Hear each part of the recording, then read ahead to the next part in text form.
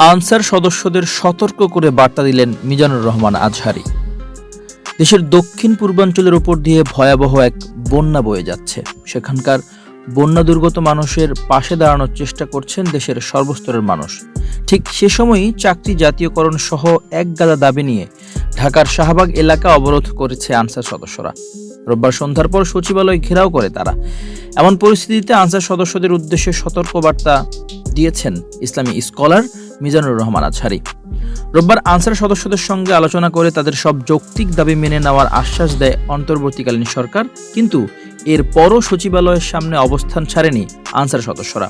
তারা বৈষম্য বিরোধী আন্দোলনের সমন্বয়ক হাসনাত আবদুল্লাহ এবং সচিবালয়ের কর্মকর্তা কর্মচারীদের অবরুদ্ধ করার চেষ্টা করে। পরে হাসনাত আবদুল্লাহর ডাকে ছাত্র জনতা সেখানে উপস্থিত হয়ে আনসার সদস্যদের সচিবালয়ের সামনে থেকে সরিয়ে দেয়। এরপরই ফেসবুকে আনসার সদস্যদের নিয়ে একটি পোস্ট করেন মিজানুর রহমান আজহারী।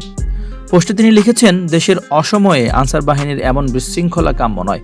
ফ্যাসিস্ট অথবা স্বৈরাচারী আচরণ করলে সেটা কিভাবে রুখে দিতে হয় সে বিষয়ে ছাত্র জনতার অলরেডি পিএইচডি করা হয়ে গিয়েছে। তাই সংঘর্ষে না জড়িয়ে দায়িত্বশীল আচরণ করুন, শান্তিপূর্ণ উপায়ে সমাধানে আসুন।